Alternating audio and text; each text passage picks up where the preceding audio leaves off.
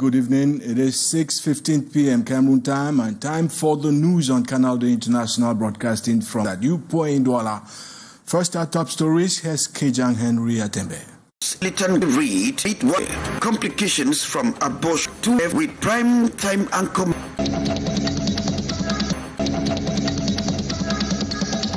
Canal International.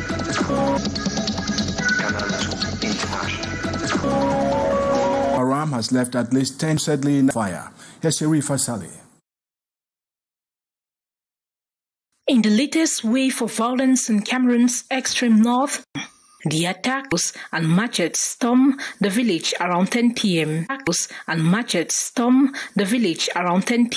Killing villagers and looting food supplies and valuables. Witnesses describe a brutal scene of fires and widespread vandalism. The violence continued in the neighboring village. A brutal scene of fires and widespread vandalism. The violence continued in the neighboring village of Lamram, where homes and businesses were ransacked and looted. Cameroonian soldiers alerted to the assault clashed with the attackers, neutralizing 4 Boko Haram fighters. The rest of the militants fled the area. Since 2014, Boko Haram has continued its deadly campaign in the region, leaving a trail of destruction in its wake. And residents to take precautionary measures against 220 from the National Tirade soils triggering mudslide Onkam, Noe, and localities such as Fokwe, Foreke, Fongo, Tongo, Keke, Mbana, and Bazoo. Governor Awa has prescribed awareness campaigns and preventive measures. Appeals regarding material errors. Between October 20 and November 10, Elekam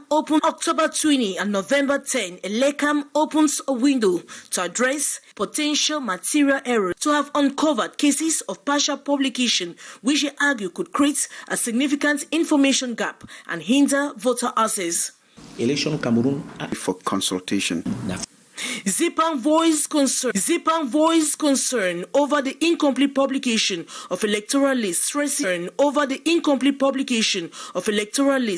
the needs for digital solutions to make information more accessible.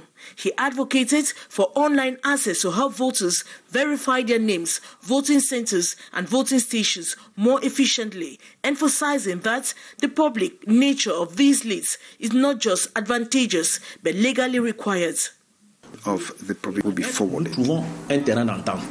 In a concept omitted from the published list, the progressive movement has called on electoral authorities to acknowledge and correct this irregularity. Partial or total cancellation. So, for the Social Democratic Front highlighted the crucial needs for an accurate and accessible electoral roll. He pointed out that partial disclosure erodes public trust and determines the credibility of the electoral process. Lejo suggested that digitalization could be a crucial solution to prevent such issues in the future. Elekam provided voters until November 10 to submit any requests for corrections. However, without adequate publication, potential errors may remain unresolved, raising questions about the integrity of the process.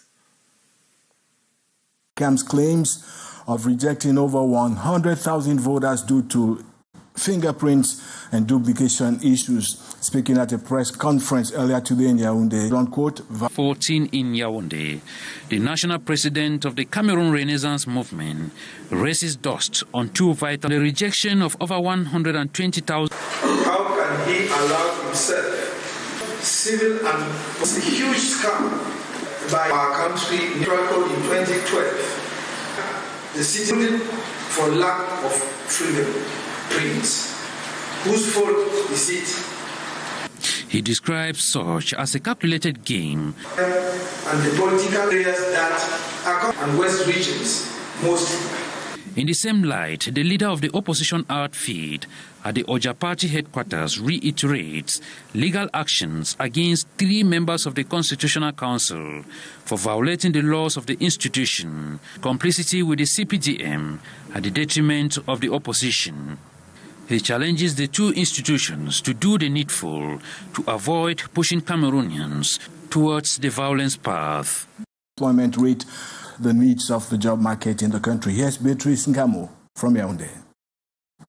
Youth unemployment rate in Cameroon as of 2023 stands at around 6.44%, meaning millions of youths are roaming the streets with certificates decrease with nothing to do. Sad, disturbing image the people's representatives are back with from their different constituencies. Youth unemployment is thriving here in Cameroon at an alarming rate. Put our heads to very high diplomas, degrees, and masters don't have employment. Objective of the Exchange Forum at the National Assembly, bringing together all the stakeholders, the Minister for Employment and Vocational Training, heads of enterprises, public and private, employment actors in the country. They are involved if we must get into 2025 emergency. Minister Issa Chiroma clearly plays the cards, the state situation as it is, making it clear vocational training is expensive, but at the same time indispensable. The objective of the forum by the Committee on Education, Vocational and Investment Credit allotted the ministries involved in vocational training. And now, in bids to improve maternal health across Cameroon, the Franco-African Association of Midwives has launched a training program. They are gathered here to gain more skills on the reduction of maternal mortality. Adolescent schools across the country are attending a specialized workshop focused on reproductive health care, particularly in the safe management of abortion-related complications. The key point that we learned here was the technique, that is the manual vacuum. It helped me to greatly understand how it was being carried out practically. This training, led by the president of the Franco-African Association of Midwives, is a significant response to a global issue. According to the World Health Organization, 13% of maternal deaths worldwide are due to complications from abortion, whether induced or spontaneous. It's very important in our culture how to take care of abortion in the community and in the health facility. We cannot reduce maternal mortality for who is introduced by abortion and postpartum hemorrhage. Because here we are dealing. Throughout the workshop, participants are learning safe abortions and miscarriage complications. By enhancing these skills among educators, the workshop aims to create a lastingly improving the safety and quality of maternal care in their communities. It's about 30 minutes, Douala, because edition of the Douala Economic Forum, Sustainable Future for the City. Here's Gladys Sambo. Lack of proper mobility infrastructure is one of the major challenges impacting economic development. At the Douala Economic Forum, as business leaders, government officials, and experts gathered to seek sustainable solutions. Mobility level of commercial motorbikes, like reducing competitiveness and reliability in the transport sector. The forum also addressed broader transport logistic issues linked to Douala's port. The president of the Land Transport Union, Yaya Ibrahim, emphasized the heavy trucks that operate between the port and the city have significantly damaged the routes over time. In former ports, 3 containers at once, unchecked. Recently, we lost 2 lives to one of those overloaded vehicles. We have to acknowledge that old, unregulated trucks entering and exiting the ports are also a significant risk. It is important to meet all actors, all stakeholders, to try to find genuine solution to many problems we have in the area of logistics and housing.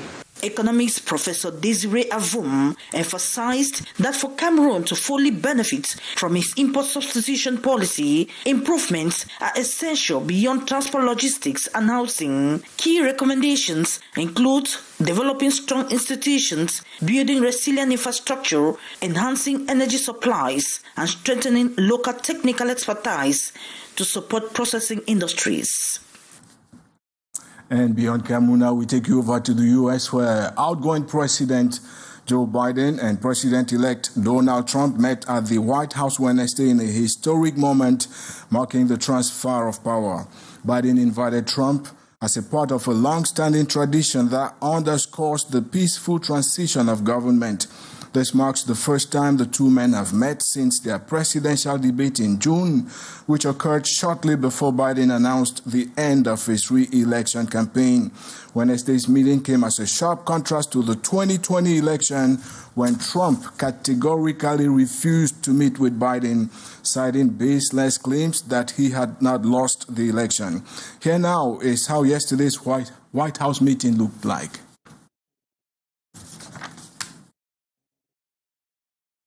Well, Mr. President-elect and former President, thank you. Donald, congratulations. Thank you. And looking forward to having, like we said, a smooth transition.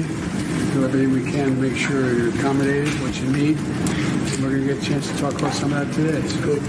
Welcome. Thank you, and thank you very much. And politics is tough, and it's in many cases not a very nice world, but it is a nice world today, and I appreciate it very much. A transition that's so smooth, it'll be as smooth as it can get, and I very much appreciate that, Jim.